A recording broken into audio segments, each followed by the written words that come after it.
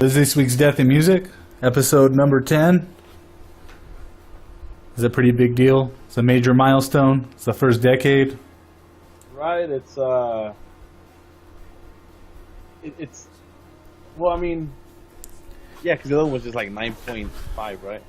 Yeah, you know, I didn't even get that thing edited, dude. There's so much like copyright infringement in it. Like, I still have to edit it to get it up. What are you talking about? That one is great. Yeah, I thought it was great. It's just that it's apparently fringing on illegal. Legal Schmiegel, man. Welcome to another week of this Death in Music. Yep. I still haven't figured out how to introduce that perfectly, man. We have to actually come up. We have to sit down and come up with agree on something.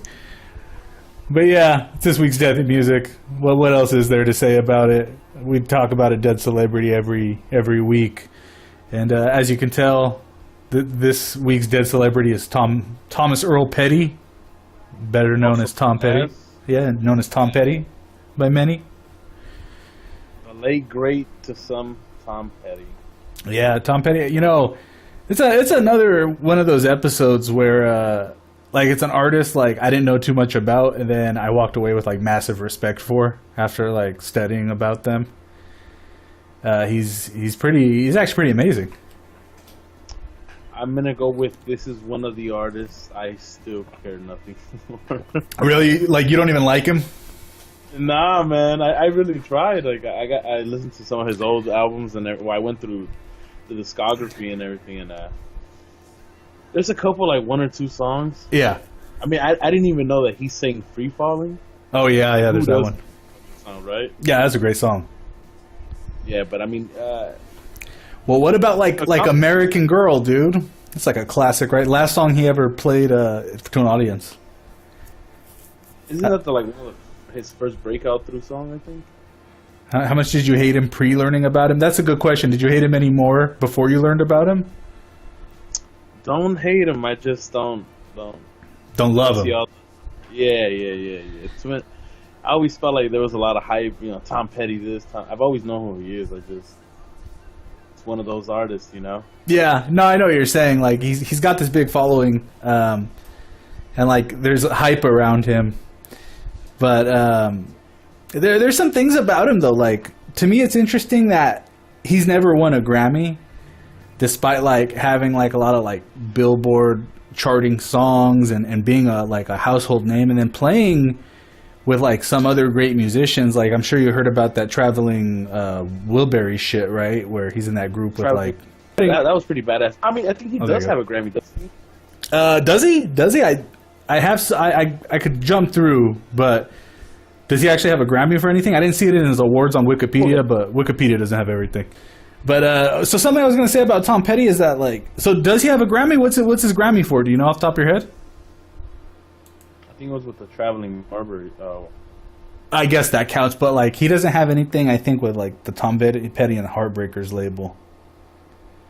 But I believe the Traveling Wilburys, yeah, because dude, it's like a whole bunch of greats. It's like what, George Harrison, the guy from the Electric Light Orchestra, yeah, Jeff Lynne, Roy Orbison, Tom Petty, and then there's one more, Bob Dylan. And Bob Dylan, you know, but you're talking shit about Bob Dylan again, aren't you? Ah, no. Just that whole lineup, though, right?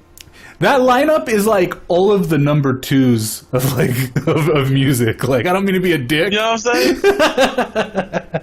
Yeah, it's and then George Harrison is really like a number 3 compared to because he's not Paul McCartney. Paul and John. Oh yeah.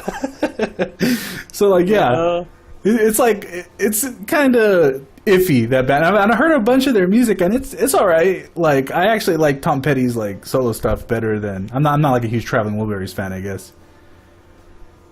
It was John, Paul, George, and Ringo. Yeah. Yeah. And no one likes Ringo. All that shit. Yeah. No. These are like the flower child kind of like. They're like the extra hippie. Yeah, dude. I was like looking at like one of their music videos, and I'm like, These are like the most like hippie fucking son of a bitch like musicians. Like the waspy fucking hippies, right? Like Yeah. Yeah, that's what I got. Like it's like I like Roy Orbison, some of his stuff too. Yeah, Roy Orbison's cool. I do like some- Roy Orbison. That's Yeah, another George one we Harrison should has do. some shit. Yeah, George Harrison has some shit. But yeah, I don't know, man. I just don't get it. you know what, man? Don't get it. If you're gonna come on here and talk shit about these musicians, you're gonna talk shit about a lot of musicians, dude. Because there's probably more bad ones than good ones. But some of the bad ones are held on such a high pedestal. But let's get into it. Yeah, let's get into it. Okay, really quick, Mazzy, as Mazzy said here, best music video for "Running Down a Dream." So Tom Petty won a Grammy for that, and 1996 vocal performance. So he has some Grammys, I guess. So good for him. I honestly, the reason I brought that up is because I thought he was like blacklisted because of the shit he went through with. Have you heard about the legal battles he went through? To have the records not go up on prices. Not that, but like the deal with like his record label, and like he fought them like tooth and nail to the point where like he declared bankruptcy just so he could try to retain his music rights, and then like they just gave in to him because he wouldn't back down. No pun intended. But yeah, I think that was like that was his thing. Like he fought the record labels because they got all of his publishing rights, MCA, when they sold to ABC Records. We'll get into it. Sorry, like you said, let's start this thing off. The 70s, right? Yeah, that's around that time. Yeah. That's like I think 70s Heartbreakers time. All right, so let's start off with October 20th, 1950, Gainesville, Florida. That's when Thomas Petty is born. First of two sons to Kitty, Catherine Petty. Duh. Okay. Yeah, early years. So yeah, born to Kitty, Catherine Petty, local tax office worker, and Earl Petty, who worked at a grocery store. He had a brother, Bruce, who was 7 years younger. Tom Petty had like kind of like a mixed like a torrential relationship with his dad. His dad was supposedly like kind of abusive to the whole family. Yeah. He sounded like he was kind of a bastard. That's one of those staples though of being a rock legend, right? Like bastard father. Yeah, bastard father or dead mom. One of those two things. Yeah, if you don't have a fucked up like track history with your parents, can't be a rock star. Yeah, I know, dude. I know I'll never be a rock star because my family life was too good. It's like, why couldn't they just have beaten me some more? Why couldn't you people fucking hate each other? Why couldn't someone have a fucking crack habit? God damn it. My parents were terrible. Bastards. I know, dude. They should have worked harder at it. But I mean, it happens. Yeah, true.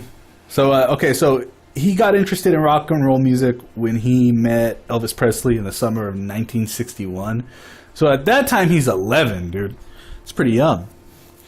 10 to 11, he meets Elvis. And that's pretty fucking badass, man. That's because his fucking uncle was working on the set of Follow That Dream. Yeah, his uncle introduced them. Like, he introduced him to Elvis Presley, which is crazy. That's crazy random. And it pretty much changed the course of his life, dude. That one chance meeting set him onto Elvis Presley and then thereby rock and roll and pretty much set him on a path. And the rest is history for this guy. Pretty much. And he's one of those guys who, like, he was going to make it, dude. Like, that song, I Won't Back Down, really is, I think, coming from, like, a first-person perspective. Like, he really fought tooth and nail to get to where he was at, dude. Like, that's why I respect him, because of the fucking, like, persistence, dude. Like, he never gave up. He always, because even when he gets in, like, later on in his life, when he gets into his battles with his label and all that shit, he's pretty much like that was pretty punk rock about him, It was like, fuck this is my shit. Yeah, dude. That's the kind of guy he is. It's which is pretty cool. There needs to be more people like that in music, Like the first people who he signed a record contract with fucked him miserably, which is, again, that's another thing about every single artist we've covered. They get fucked by their label, dude. I mean, low key. I mean, tradition. yeah. It's I mean, that's kind of like what happened with our stuff a little bit. Yeah, slightly. Luckily, it wasn't as bad as like something that would have happened in the 50s or 60s. But it's like these digital distributors are also fucking bastards. You know, like they have some good ones now. They have some that are a little more, like some who give you like 100% of your royalties, but they have like no customer service. Yeah, exactly. Yeah. It's all weird, man. But meeting Elvis is not really the reason why he becomes a musician. It's just what gets him into rock and roll. Yeah, it's his discoverance of the Beatles on the Ed Sullivan Show. That's true. That's a good point. Him want to become a musician. Yeah, that was another thing he saw that inspired him. The Beatles on the Ed Sullivan Show. A lot of people were inspired by that fucking performance, dude. That one performance is legendary. That one performance right there alone probably started the career of like thousands of musicians. Yeah, it's always I've seen that reference a lot with a lot of people when they're like, "Oh, the first time I saw the Beatles on the Ed Sullivan Show," and it's like, yeah. Is that one they're wearing? Well, they always wear the fucking black suits, right? Yeah, they wear those suits a lot, bastards. Is that the same, like, you remember Nirvana's video for, I forgot which one it is, where they kind of do like a little parody where they're the Beatles? Yeah. And it looks like they're on like the Ed Sullivan Show. That's what it is, right? It's that performance, that Beatles performance that looks like that? Yeah, I'm pretty sure that's what they're parodying. Really robotic. I saw that a lot when I was a kid, and like I don't think I made the connection. Some shit like that, some like Ed Sullivan or like American Bandstand type shit, Top of the Pops or something. You know the type of shows back then. White networking. Yeah, pretty much. Also, Mazzy, I totally agree with that. If the Beatles didn't get on TV, we might have been saved from a lot of bad music. Yeah, pretty much. I was just thinking that when I said that shit. Like, there's probably... Like, it set the careers going of thousands of musicians, and probably a lot of fucking mediocre ones, too. Yeah, a lot of mediocre shit, bro. Yeah. Well, you know what? That's just an element of music, dude. It's like there's so much mediocre music out there. We're talking about the Red Hot Chili Peppers. When were we talking about the Red Hot Chili Peppers? Oh, I think Liz is referencing what I was talking about. No, but Nirvana has that one. I don't know if it's in... Yeah, I'm pretty sure it's Nirvana. Nirvana has that little piece. Yeah, but Red Hot Chili Peppers has something like that too, apparently, right? That sounds familiar too. Red Hot Chili Peppers. I remember that one video where he does that. Where he looks kind of like Michael Graves. No, not Michael Graves. One of the guys from the Misfits. Jerry Only. I don't know the Misfits guys by names. I actually don't know. Oh, I know Danzig, of course. I only know Danzig. Mother. Tell your children not to walk my way. I never understood that fucking song. I know, really, dude. I don't understand most of what Danzig does. Nirvana in Bloom. Ah, that's what it is. Thank you, Liz. It's good that we got a crack team of researchers out there. Yeah, for real. The best in the business. I know, man. It's pretty awesome. We got like stagehands. He dropped out of high school at age 17 to play bass with his newly formed band, and I believe that's the band The Epics, right? Isn't that his first band? Yeah, The Epics, but they were also something Crutch. Mudcrutch. They become Mudcrutch eventually. Mudcrutch, I think, is their like second iteration. Okay. And I think the first one is The Epics. But like he said, they were successful right from the beginning, dude. Like, and he owes it to the fact that they basically would practice several hours 5 times a week. So like no shit, like if you treat it like a full-time job like that, you're gonna be good. Oh dude, getting like 5 people together 5 times a week, it's just like, and people in their mid to like late 20s. I know, especially because that's another thing I noticed about a lot of these successful bands. They start when there's they have time, like they have all this free time in the world because they don't have cars. They don't have jobs, like they're living at home with their parents, like they had wife and kids. Yeah, exactly. Like it's easy to start a band under those conditions. So at 17, that's a perfect age that if this is what you're gonna do, and you drop out of school for it, then that's like the perfect time to just fucking go balls deep. Yeah. So if you're 17, guys, drop out of school, pick up a guitar, Don't worry about what your parents say. Just do that shit. Just make sure you're doing it hours and hours a day. Also, smoke a ton of reefer. You're not going to get anywhere unless you're smoking a bunch of weed. And you're not smoking enough weed, then, what's the point? Yeah, dude, and if some meth or crack should happen to come your way, I mean, don't turn it down, Stimulants give you an edge over the competition. Like, just don't approach everything with an open mind, guys. It's like, why not, Got to try everything at least once. Yeah, really. Mazzy, good point. Do it in Florida. Make sure you do it in Florida. Actually, Mazzy said Flodria, but that's close enough. Flodria. I also like Flodria. But yeah, you know what? I kind of see Tom Petty as like hillbilly David Bowie. That's my personal feelings about Redneck Bowie. Yeah, Redneck Bowie. I like that. It has a nice ring to it. Yeah, that'll probably be his crowning achievement, his crowning title today. Redneck Bowie. Redneck Bowie. The Redneck Duke of rock. The Redneck Duke, hell yeah. Florida really doesn't deserve to have their name spelled right. Florida's pretty bad. Florida's bad all around, man. Yeah, dude, it combines everything that's terrible about the South with everything that's terrible about the coast. Just like shoves it all together. I like Tom Petty, though. Despite shitting all over Tom Petty tonight, I actually really like him. I know you do. Dude, I can't help but not like him. Like, some of his music is great. Like, there's more in his catalog that's mediocre than great. But, like, dude, he has so many hits that I can't fault him. It's like I have so many artists that I want to do, right? That I want to do an episode on. Uh-huh. And it was Tom Petty's birthday. His 1 year death anniversary. I know. Not once did he come by on my mind of like, oh, we should do a Tom Petty episode. I was just like, oh, Tom Petty died. See, I felt like we had to. I was like, God damn it, we're gonna do a 10th episode, and then we had someone else slotted for episode 10, and I think we're gonna hold that one. So we have quality top shelf material for if we ever do something live. So I thought he was a good understudy, like good backup. But I guess I'm wrong because it sounds like you hate him. It's that Floridian. I don't hate him. You're right. You never said that. I don't hate him.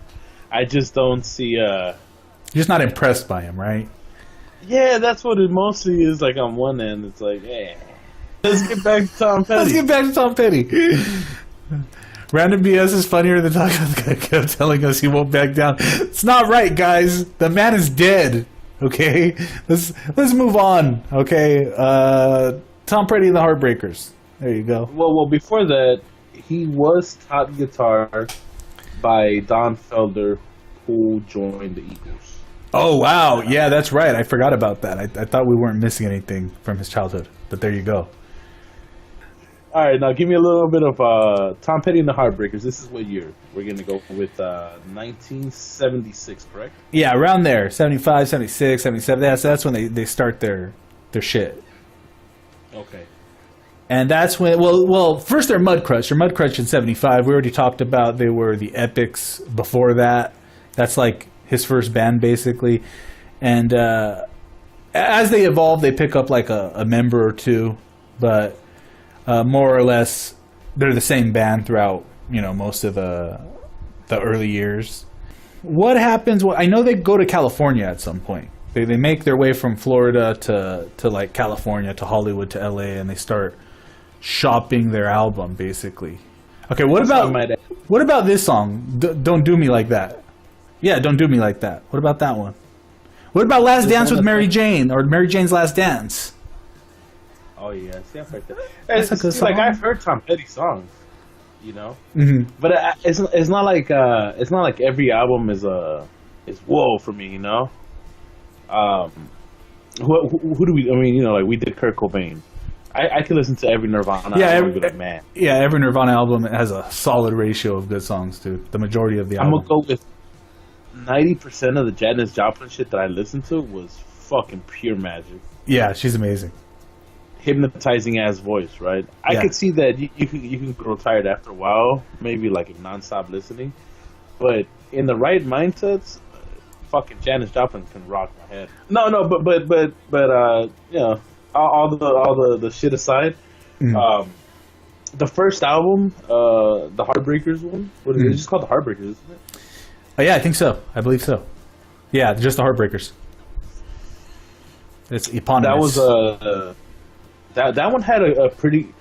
It was a really slow fucking run, wasn't it? Like a rise, I mean, because they had to go to the UK to pretty much market this bitch. Yeah, they signed with like London Records or something, no? And they were like they got a lot of their original success in the UK. I know that. With the song "Breakdown," I know that was like their biggest hit from the first album. And they really don't do anything with first album. First album is kind of like a flop, but it gets them some fans, and they actually like peak up like at 40 over there in fucking the UK. So they're not doing too like they're really like at the bottom of the barrel, but they're kind of making their way up. And then they get distributed by ABC Records, correct? Right, yeah. And that's when the second album, You're Gonna Get It, comes out, which now starts topping them at a 40 album.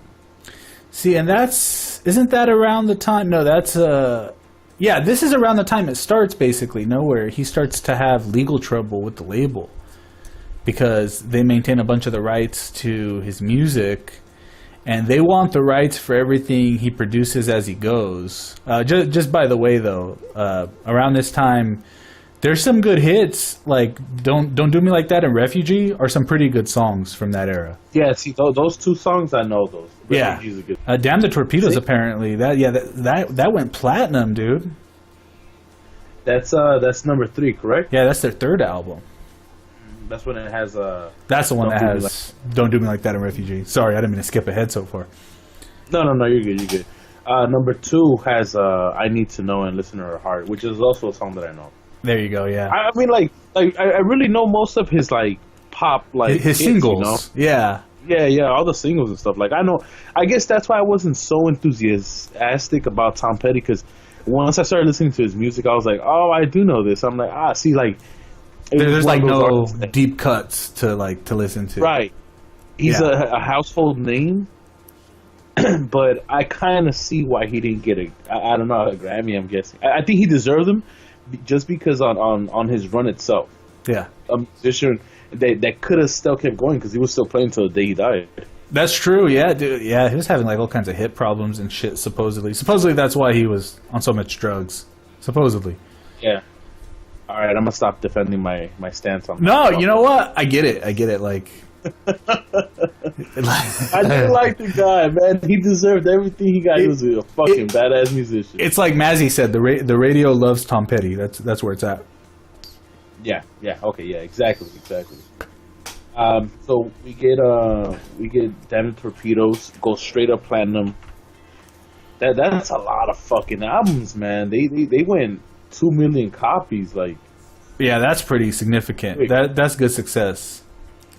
They released another album right after, though, right? Like they're like on this, like. Yeah. First album comes out 77, nothing. Okay, let's go on number 2. Number 2 comes out in what, like a year later or something like that. Yeah, at this time they're constantly in the studio. Basically, I think I want to say, well, pretty much they're releasing like an album a year from late 70s to early 80s and so this is where they have their legal troubles. About the time right before Hard Promises, actually it's Damn the Torpedoes. That album is named Damn the Torpedoes because it's when they win, basically, when the Heartbreakers win their music rights back from ABC Records. What happens is ABC gives them their own label, Backstreet Records, and I'll probably expand upon it later because I have notes on it. But they give them their own label and like allow them to keep their production rights and everything. And basically, like, they fought really hard, hired a lawyer. They fought for like a year and a half to try to get back their publishing rights. Like Tom Petty wouldn't have any of it, dude. And like that's one of those things. Like it's where it makes me go like, wow, that guy was And he talked about that fact. We talked about it on the show before, that when you produce an album, the record label gives you a loan, and you got to pay everything back from your earnings. That shit happened to them. A label really is just a fucking a loan shark. Pretty much, yeah, pretty much. And emphasis on the fucking shark part, because they'll bite your ass as soon as they get a chance to. Very true. Yeah, so yeah, it's fucking shitty, man. It's shitty how often that happens, and it's pretty badass to like see the pioneer, because I mean he's a pioneer in that, right? Like, he didn't give a fuck. He fought it through, goes through bankruptcy, comes out on top. Yeah, comes out with shit, gets blacklisted by the record labels, and still playing Madison Square Garden right after. Yeah, exactly, dude. Yeah, there you go. You know, like fuck that. And that's when No Nukes comes out. Oh, No Nukes. Yeah, I don't even know about that album, dude. I have like no info about that album. This like, is I know about Hard Promises, because Hard Promises is the one with fucking Stevie Nicks in it, dude. You got any information on No Nukes? Yeah, No Nukes was a little like compilation album between it was an activist group. Oh, really? Yeah, musicians united for safe energy. Oh, that sounds so gay. Right. And it was an activist group founded in '79 by Jackson Brown, Graham Nash, Bonnie Raitt, Harvey Wasserman, not Weinstein, and John Hall. It advocated against the use of nuclear energy. They formed after the 3 Mile Island nuclear accident of '79, and they organized 5 No Nukes concerts held at Madison Square Garden, of which I guess an album comes out. And then the concerts included Crosby, Stills and Nash, Bruce Springsteen and the East Street Band, Shaka Khan, the Doobie Brothers. Oh, wow. Tom Petty, Don Fogelberg.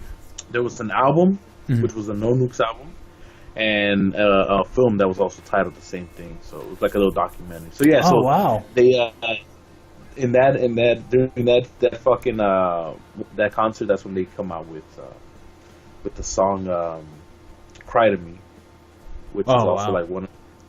Yeah, that's like the featured song. Right. No, I had that confused because I thought this was Studio Album 4, but no, Studio Album 4 comes out afterwards, which is Hard Promises. Hard Promises. See, that's the one I know about. I had like no information on No Nukes. I didn't know anything about it. I should have looked into it because that's really interesting. It's really interesting. That's pretty cool. And like that happened with some big names. I had no idea about No Nukes. Yeah, that was something like new that I got into, that I was reading about right now too. That's really interesting. But Hard Promises is with Stevie Nicks. I think he does the duet Insider, right? Yeah, that's when he basically starts playing music with Stevie Nicks, and Stevie Nicks had like basically like a musical relationship with the Heartbreakers for like I think like her whole career, and were ever since they first started playing together, like their whole careers together. Like she went on record saying that if the Heartbreakers had asked her to leave Fleetwood Mac and just start playing with them, she would have done it in a heartbeat. Like she loved like their energy and like their chemistry and shit. Hard Promises sounds dirty, by the way. That's like a dirty name for an album. I'm just saying. So Hard Promises comes out in '81. It went platinum. It had the singles, the Waiting. Oh yeah, The Waiting. I like that song, dude. I think that's a classic. Inside. Oh yeah, The Insider with Stevie Nicks. That's true. Mm-hmm. Their bass player Ron Blair quits the band at this time. Yeah. After this album, and before Long After Dark. Right. Which after he quits, the band stays the same until '94. So there wasn't no more changes after that. Wow. So then he doesn't really ever break up with that band, right? Like, do they even go on hiatus during his solo career? Because I know he has a solo career, but like, dude, like as long as I've known of Tom Petty, he's been playing with the Heartbreakers.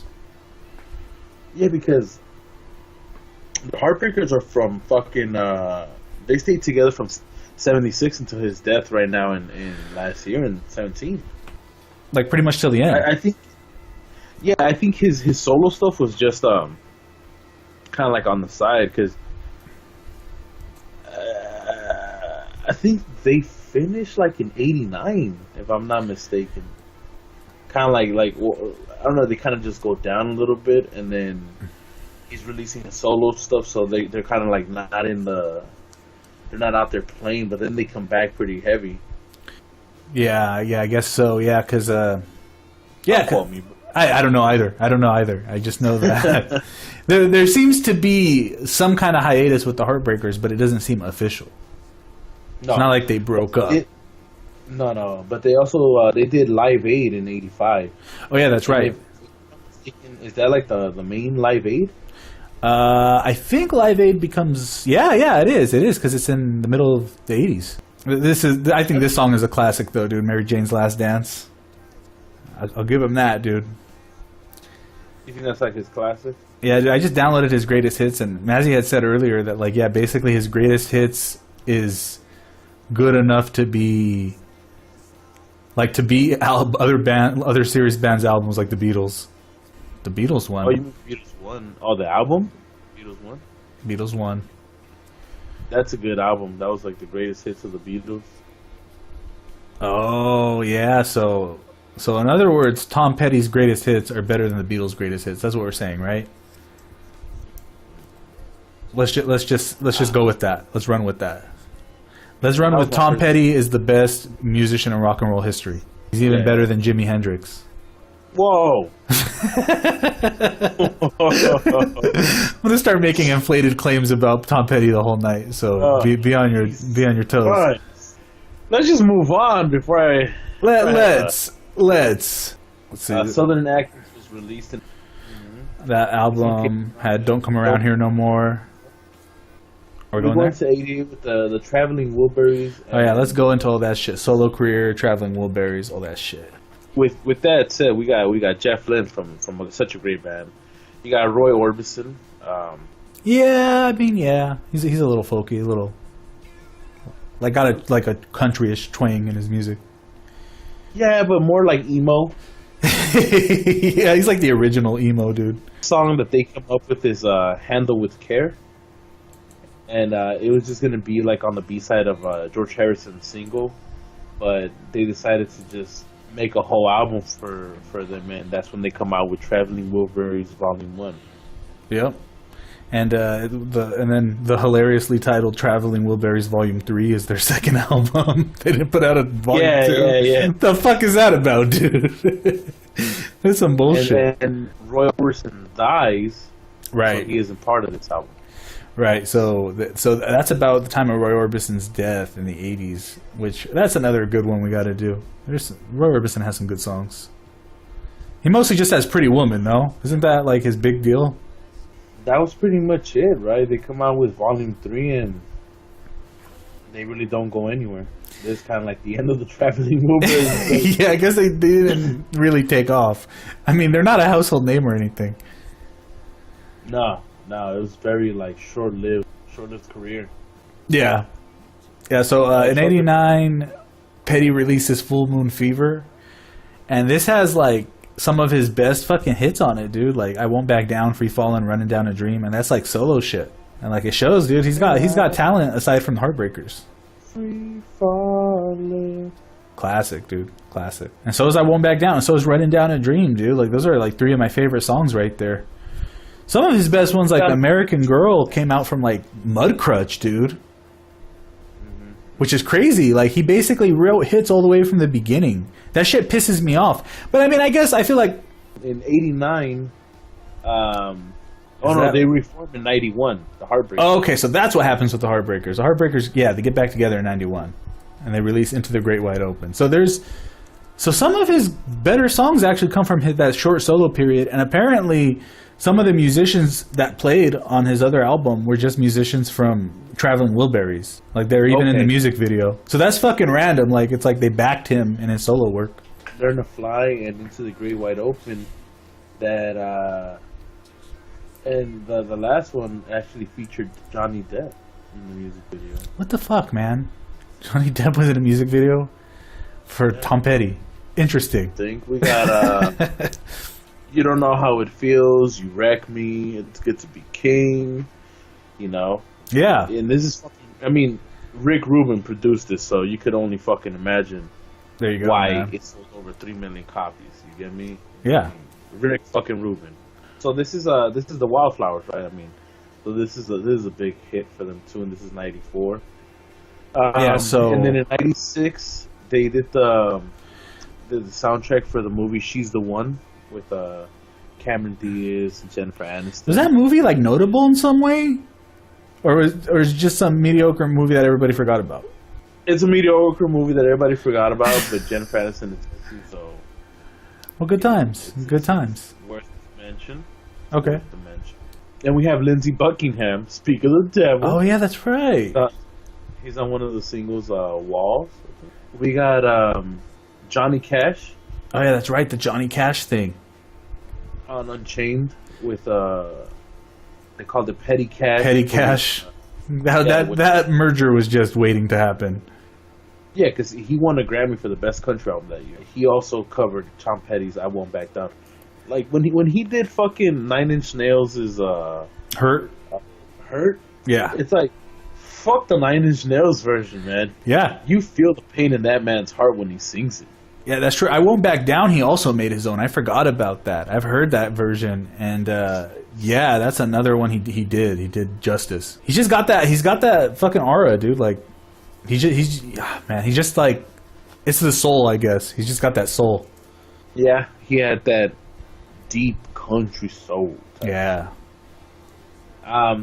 So then this is we're at like year 96. So we're moving up the ladder a little bit. We get to 99. Yeah. This is the last album that's released with Rubin for Tom Petty and the Heartbreakers, and this is Echo.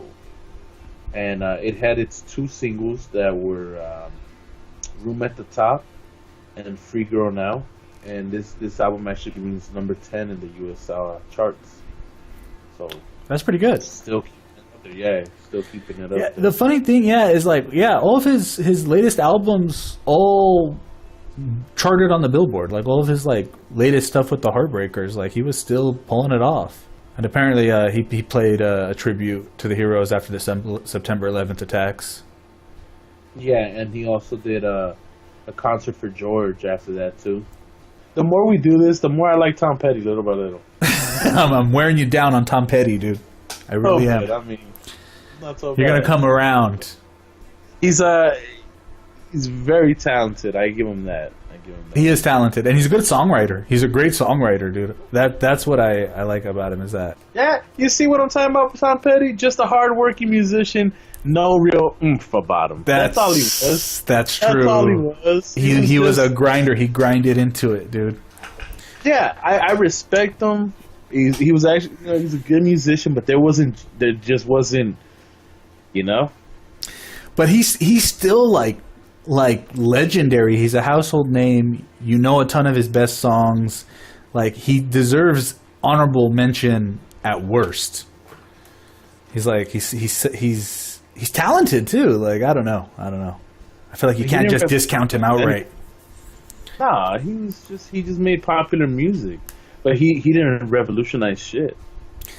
Oh, so Petty's last release was The Last DJ, an album playing critique of practices in the music industry. That sounds enjoyable. That sounds so fun. Wow, dude, you really know what your fans want. What was it you said? It's an album-length critique of the practices within the music industry. Oh, yeah, 2002, right? Yeah. So that sounds like fun. But it peaked. It peaked at number 9 on the Billboard 200 album. So yeah, so like his last recording still peaked. I like this fact that in 2005 he was on XM satellite radio, and he had a show called Buried Treasure where he shared selections from his personal record collection. Okay, he played Super Bowl 32, guys. Just gonna throw that out there. Which was what year? 2008. 2008. Yep. He played at the University of Phoenix Stadium, and he played American Girl, I Won't Back Down, Free Fallin', and Runnin' Down a Dream. Would this be like the last fucking real rock and roll performance at at a Super Bowl. Probably. You're probably right about that. Because who did we have since? Which I give to Tom Petty because most of his albums, they all had like a likeness to him. Yeah. And he's got a long fucking catalog from his time with the Heartbreakers, which was like 10 fucking albums, to his solo stuff, which was about like a good other handful of like 5 or something like that. A few albums there, yeah. Few years. Traveling. Yeah, you know, so this dude, he was a real rock and roll star, man. Yeah. He was, he's, like Mazzy said, he was a hard-working fucking musician, a rock and roll star, but a rock and roll musician, a popular one, you know. But there was just this, he didn't have that extra shine in my opinion, you know. Yeah, I mean, I have to like begrudgingly agree. I do. No, but I mean, he still, dude. He does fucking He does work up until his death of at the age of what? Oh, that's a good question. 2017. What makes him like 67? Yeah, 66, 67. Yeah, in that range. And so his last performance is in the Hollywood Bowl. That's the last performance. His last song is American Girl. He was running himself into the ground, dude. His hip was starting to wear out from all the concerts. If I'm not mistaken, his hip was completely broken at one concert. Yeah, toward the end, his hip completely just broke on its own. And it's like, well, he's 67 and he's trying to rock, dude. It's like you gotta call it in at some point. Yeah, and unfortunately, we have acting. I just wanted to point out really quick that Tom Petty's fucking Lucky from King of the Hill. How badass is that, right? It's fucking amazing, dude. It's fucking random. I don't understand it because if you look at his acting catalog on like Wikipedia, like he's done a few like minor roles and things, and then all of a sudden he's Lucky on King of the Hill. It's like, who the fuck decided that like casting decision? Like, how did that happen? And like, not only was he just Lucky for like here and there, Lucky was a fucking vital character. He was a staple of the show. 2 to 3 seasons. Yeah, he was like a regular character, dude. And he's Tom Petty. Like, okay. And it's Tom Petty, right? I remember seeing the credits one time, and I was like, Tom Petty, why does that sound so familiar? And I'm reading this shit today, and then I was like, holy shit, the same fucking Tom, like, that's who it was. Yeah, I remember, I didn't believe it when they first, like, announced it. It's like, oh, Lucky, played by Tom Petty. I'm like, wait, like, the Tom Petty? Like, why? And then weirder still is that he pulls it off. He's like, he's not a bad voice actor. No, exactly. Like, he pulls it off, like, and then he doesn't sound like Tom Petty either. It's like, it's a whole bunch of shit. Like, apparently he's somewhat of a good actor. I don't know. But I just wanted to slip that in there before we got to the death, because we got to talk about the death. And like you said, you were saying about what took him. Yeah, man. Unfortunately, it's we see it again. It's a fucking another opioid out there causing some damage to the greats in the music industry, and just like our king of pop and our prince of rock, it was fentanyl. Yeah, fentanyl again, dude. Fentanyl, oxycodone, acetylfentanyl. Look, he had 2 like research chemical analogs of fentanyl in his blood. So, and then it goes further. He was also on temazepam, which is it's a benzo they give you for sleep, and alprazolam, which is Xanax. So yeah, and citalopram. Which is apparently an antidepressant. So he was on a cocktail, dude, and it wasn't an accident. People were saying, like, people in his extended like circle were saying, "Oh no, it was just because of his hip." But Tom Petty himself had admitted that he was on heroin right after he divorced his wife. We didn't even mention the fact that he got married early on in his life. Him and his girlfriend were both very young at the time. Yeah. He divorced her in '96, and they were together for like 20 years, though, dude, which is crazy. Yeah. She was like 17 when they met, and yeah, I read that he said that he became a heroin addict following the end of this first marriage. I think he had kids with her, right? He had like 2 kids. Yeah, he had 2 kids. They had 2 children.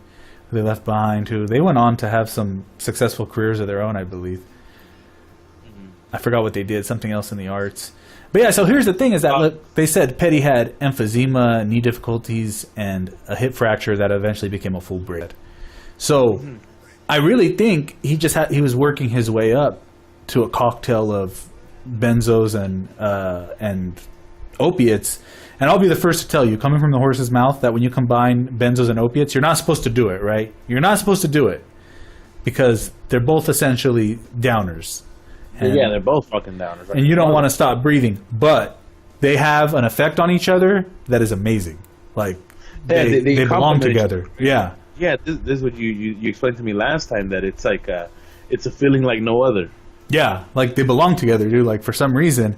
So once you find that out as a drug user, a lot of people that becomes their undoing because they can't separate the two, and then they start making the combination stronger and stronger and stronger until they kill themselves. So it sounds like that's what happened with Petty because he's on illegal versions of fentanyl, dude. Like versions of fentanyl that are research chemicals that like you don't go get those unless you're looking for them.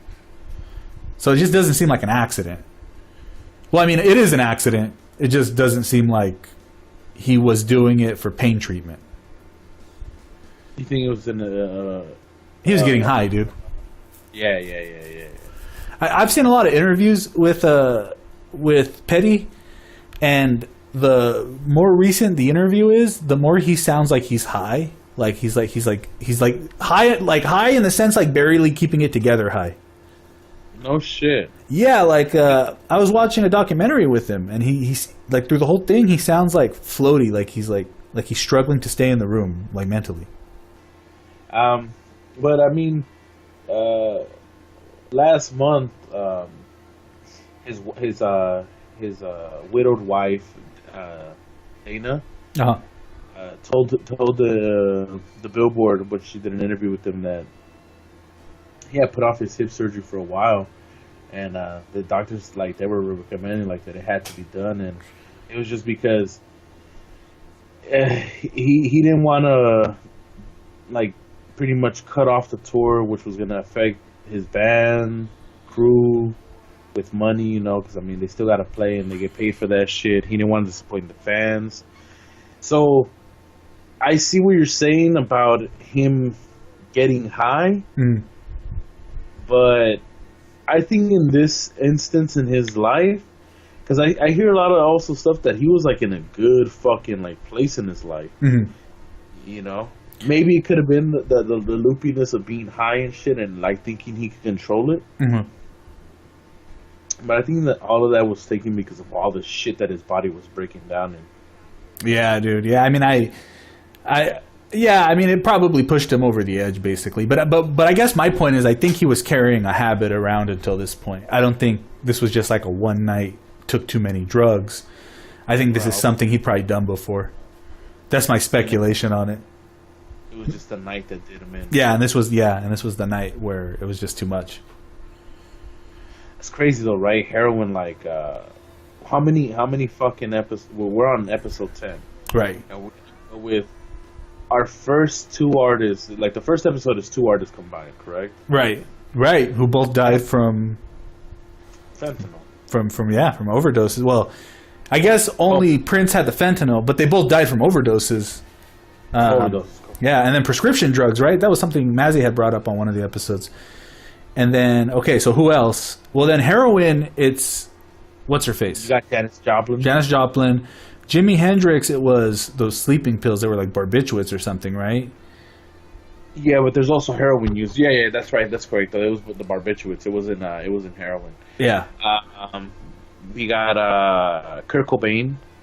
It was a lot of. Well, I mean, it wasn't the cause of death, but heroin was a. Heroin was involved. Yeah, you know, because his murder. Yeah.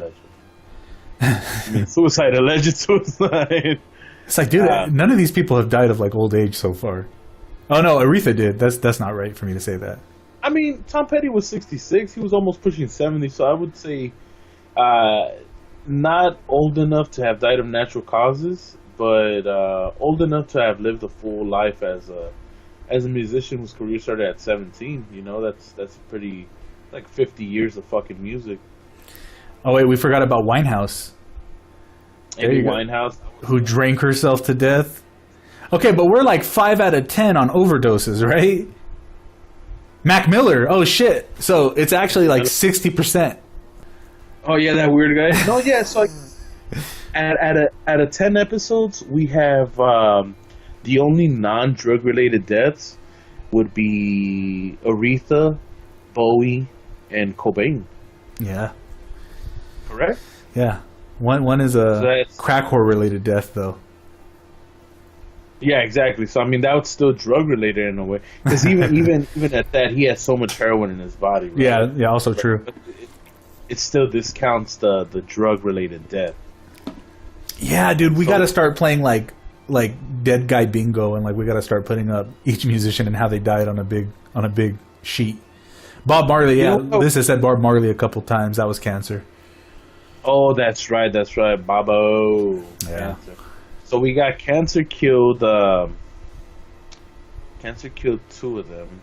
So Gunshot 1, old age another. So we're good. We're like at a 60% is drug related death. yeah, only one out of 10, like 10% make it to old age. Everyone else is cancer and overdosing. Well, Bowie was about what, 70? Yeah, I guess you could argue that cancer is basically him making it to old age. Or is Aretha Franklin also cancer? Oh, it is cancer. They're all cancer. So it's cancer or overdosing. That's how. Apparently, that's how people die. Cancer or overdose? Cancer or overdose. Yeah, pretty much that's the game. Because it's like even the other deaths we talked about today, like George Harrison, cancer. Like I don't know about Roy Orbison, but probably cancer. Heart attack. Heart attack? Yeah, heart attack. Oh shit. Yeah. So what do we have to say about Tom Petty, man? I mean, what are we gonna crown Tom Petty? Like, I have stuff about his awards and his preferred equipment. I don't think anybody cares. But you know what? A Tom Petty fan is gonna come across this episode and be pissed. Especially if they liked any of the other content. They're gonna be like, they phoned it in on this episode. They mostly talk shit about him. They barely talked about him at all. Like, it's so insulting. I mean, look, we're doing it because it's like his birthday was recently, his death anniversary was recently. Mm-hmm. I mean, it's not like we purposely shit on the guy. It was more like it's Tom Petty and the Heartbreakers. I mean, come on, dude. It's like Jimi Hendrix and the Experience. It's like that's what it was, you know. And then you Janis Joplin and her band and Bob Marley and the Wailers, like, you know, these, but it was Tom Petty and the Heartbreakers. Like, look, man, it's not to shit on dude, but I feel like if the Heartbreakers would have got another singer, it would have still been the same band. I don't know about that, dude. I really don't know. I think he was the heart and soul of that band.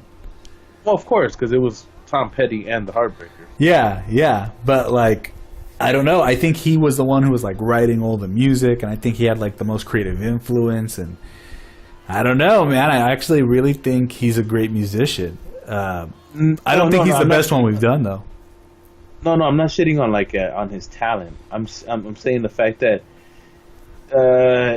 it could have just been anybody else, like with that drive, because he had a drive force, right? Yeah, you can't take that from the man. He was hardworking as fuck. He did have talent, hardworking as fuck, but it wasn't. He made popular music that stood out because it was at that time. Yeah, if that makes any sense. It was like right place, right time, right attitude, right time, right era. You know, like, but it's not like when it's like, fuck, who revolutionized reggae? You know, Bob Marley.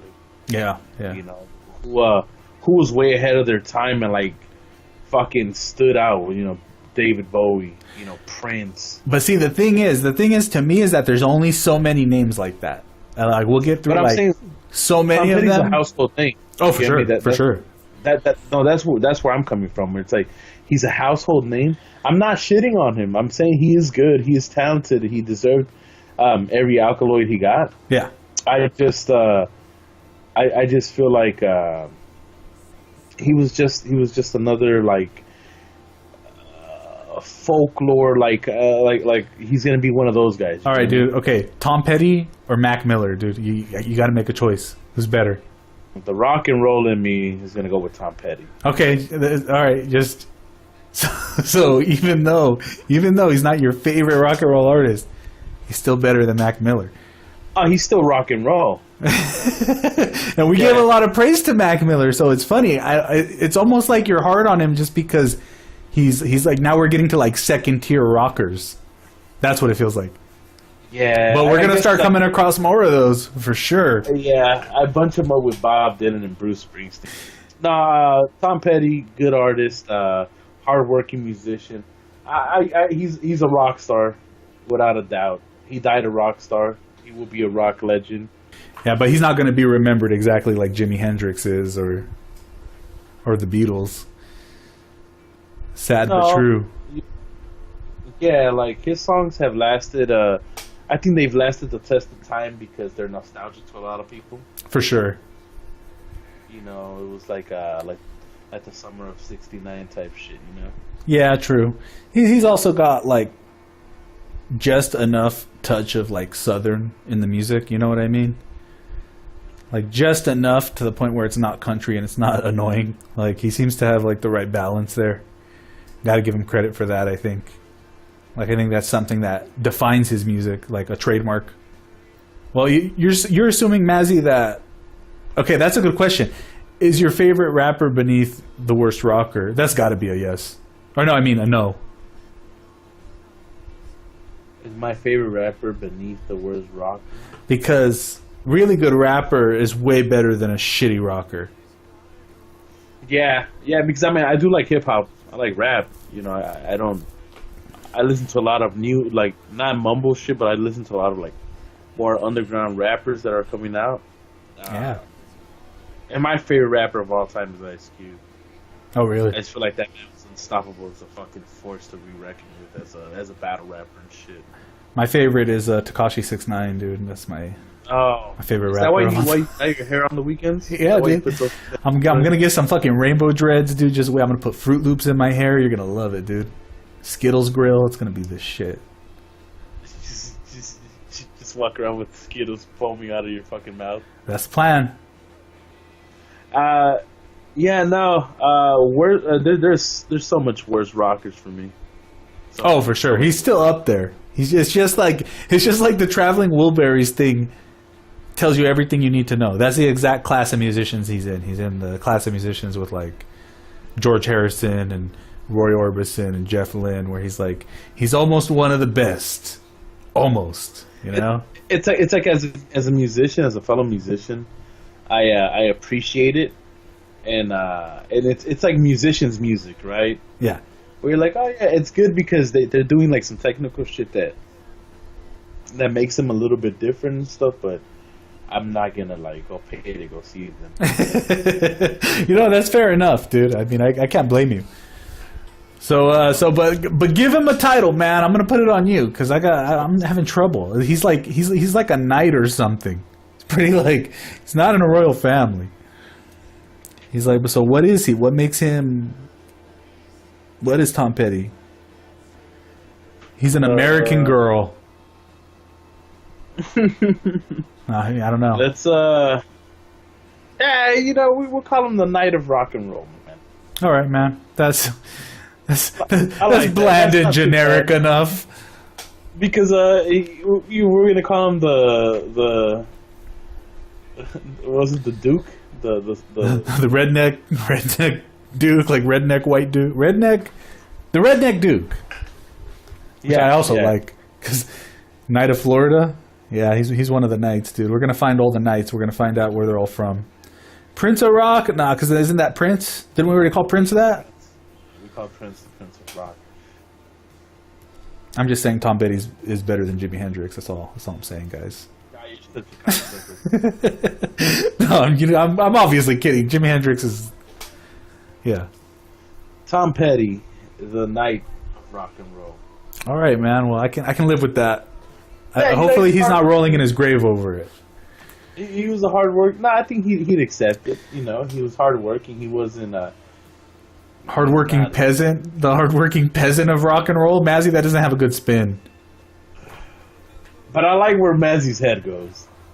You know, I appreciate where he goes. Night of the Radio. Oh, I like that. Night of the Radio is good because his music is radio friendly. It's mostly single heavy, where all the talent is, where all the stuff shines. I like that. I think we can go with that. Night of the Radio. Thank you, Mazzy. Night of the Living Radio. Yeah, thank you. Night of Arrow 93.1. 93.5. Night of the Classic Rock Station.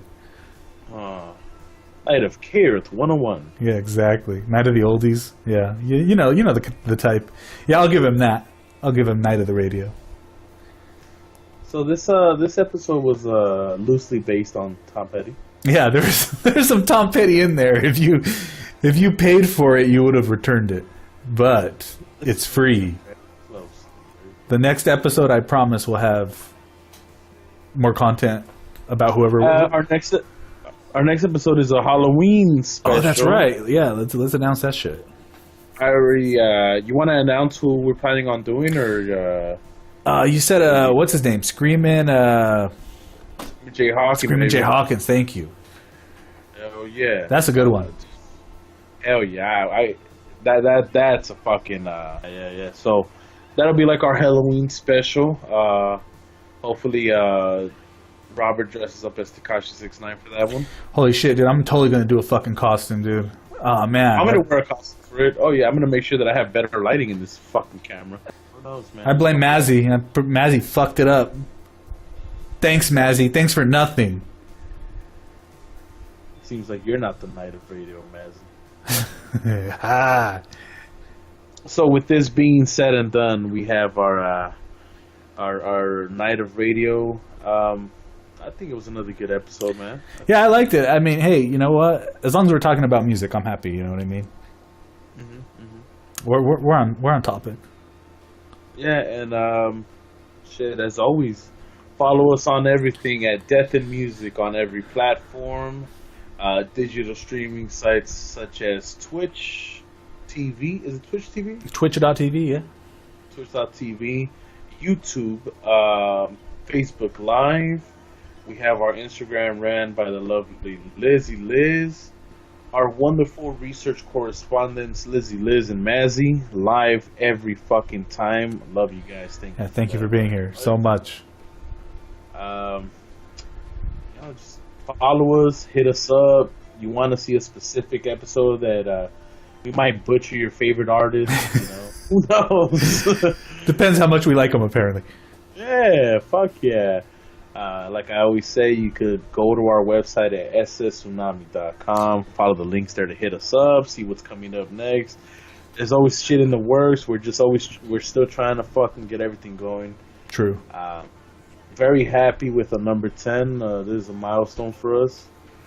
Yeah, this is awesome. I can't believe we've already got through 10. Thanks everyone for watching and being here and being part of it. Fuck yeah, man! It's been in the works for years. We were talking about different shit. It was always this concept though, right? Like for the most part, yeah. That one time, like, what would be a good concept to talk about? And it was like, what about death of fucking musicians and shit? And you know, it took some time to get the ball rolling with ourselves, but here we are, episode 10, baby. Yeah, it's awesome. It's so awesome. We've made it through 10. Next time we're gonna do. I think we can make it through 90 more too. Oh yeah, fuck yeah. I mean, as long as time keeps going and nobody's found out the cheat to death, we'll have enough content for the next couple of fucking years. As long as no one beats cancer and overdosing. So I think we'll be good for a while. One thing I did want to mention that Liz brought up is that in 2 weeks Bohemian Rhapsody is out. So chances are we'll be talking about Freddie Mercury that week. So it's probably going to be Screaming Jay Hawkins and Freddie Mercury for the next 2 weeks. Okay. That sounds good to me. Unless Paul McCartney dies or something. God willing. Well, first we'll get the first Paul McCartney death out the way. Yeah. Then if there's room, we could do number 2. Yeah, we got to do the original Paul death, and we will. It's out there. With that being said, brother, Thank you for another badass show. Thank you. Thanks everybody for stopping by, and have a wonderful fucking night. Thanks, everyone. We'll talk to you next week.